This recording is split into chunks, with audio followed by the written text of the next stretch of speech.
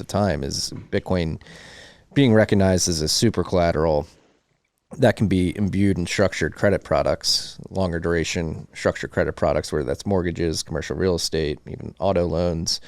And you sort of dual collateralize let's just use real estate asset with the real estate and Bitcoin. Hey everyone, I'm Marty Bent.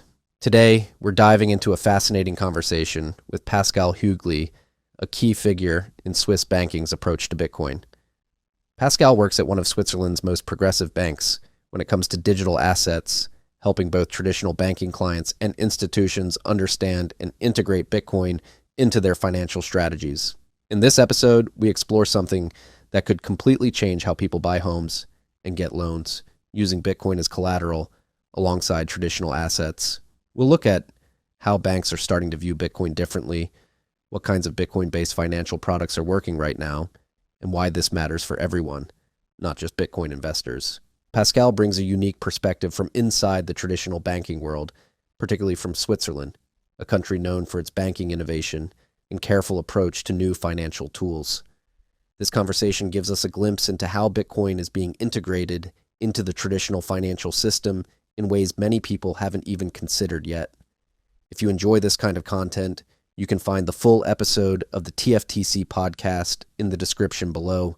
Hit the like button and subscribe to the channel to stay updated on more conversations about the future of money and banking. I want to share something revolutionary happening in the lending world. We're seeing a completely new way to use Bitcoin that could change how people buy homes and get loans. Let me explain what we're working on. If the U.S. government gets in and starts acquiring a strategic reserve with the sole intent of paying off debt in the future, which means you're going to pull supply off and keep it off the market for quite some time. And then what I'm just seeing on the 1031 side, and sorry, listeners, I know I've used this example many times in the last couple of weeks, but it's top of mind because I do think it's going to be a major catalyst for pulling large swaths of supply off the market for longer periods of time, is Bitcoin being recognized as a super collateral that can be imbued in structured credit products, longer duration structured credit products, whether that's mortgages, commercial real estate, even auto loans.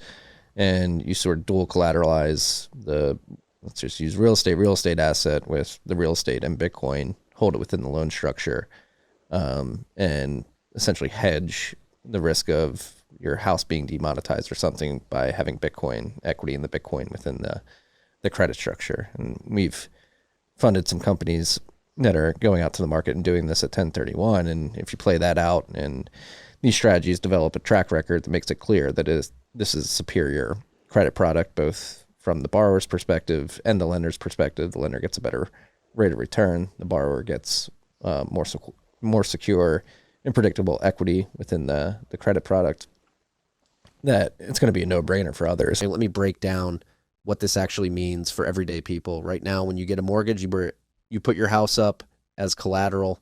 It's like a promise to the bank that if you can't pay your loan, they can take your house. What we're developing at 1031 is a way to use both your house and Bitcoin as that promise. Here's why this matters. When you use Bitcoin alongside your house as collateral, you're creating a stronger loan. Think about it like having two safety nets instead of one. Your house protects the loan, but now you also have Bitcoin backing it up. If the value of your house goes down, your Bitcoin might go up in value, keeping your loan secure. This isn't just better for banks, it's better for homeowners too.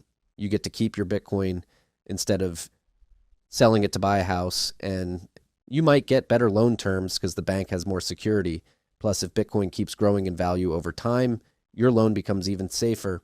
Up next, we'll hear from Pascal, a Swiss banker, about how traditional banks are starting to see the potential in these kinds of products. The banking world is starting to wake up to Bitcoin's potential. Pascal shares some really interesting insights from inside one of Switzerland's most Bitcoin-friendly banks. The way you described it, I mean, that's something that we're also contemplating, just like at the margin at the bank, because at least some of us within the bank are already thinking in these terms, because we believe the world is moving in that direction. And something like the US endorsing Bitcoin through a strategic Bitcoin reserve would further legitimize something like this, because then it was probably already the Bitcoin ETFs. Larry Fink was the first genius, so to say, and now probably Donald Trump and the entire US government could be the other final nail in the coffin, where people then kind of capitulate and say, okay, we're seeing, yeah, it's correct, Bitcoin is here to stay. And then also, if the US would move into something like Bitcoin, with like significant amount of capital, then in the end, this would also make the Bitcoin market more liquid. I would assume that the Bitcoin market being more liquid and being bigger, in terms of size, it would also stabilize a little more, and that again would still make it for a lot of people and institution again more attractable, or attractive, so to say, that they say, okay, now it has this seal of approval by almost everyone on the planet. What Pascal is describing here is a domino effect in the banking world. Switzerland has always been at the forefront of banking innovation, so when Swiss banks start taking Bitcoin seriously, it's a big deal. They're known for being extremely careful with money and very selective about new financial tools. The key point here is about legitimacy.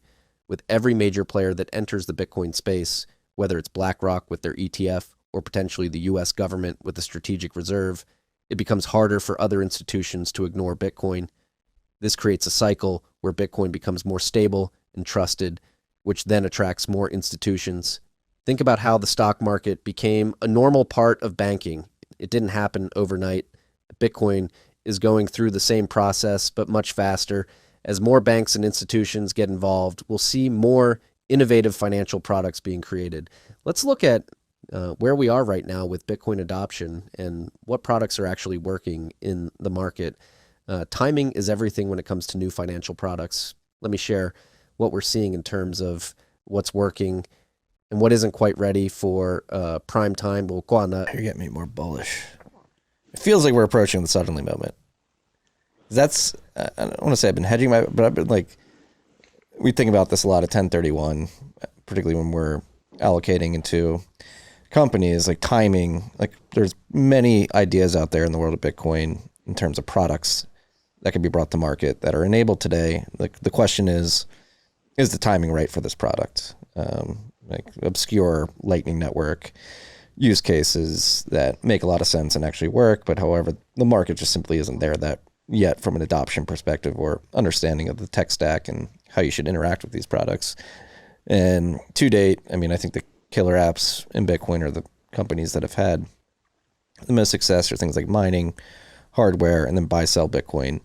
It's still the killer app. You get onboard people and people are mostly going to buy Bitcoin. And so giving them the avenues to do that is a killer product. And beyond that, I mean, we've seen it with Unchained. You mentioned it. We were at the Baltic Honey Badger conference hosted by HODL and Debify. Those are great examples of companies that found product market fit using Bitcoin as collateral to receive US dollar loans.